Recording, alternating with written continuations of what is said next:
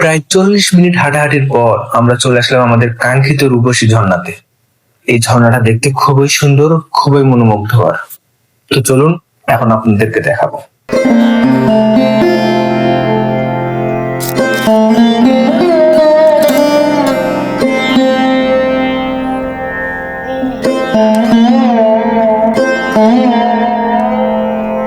তো আমরা চলে আসছি রূপসী ঝর্ণাতে।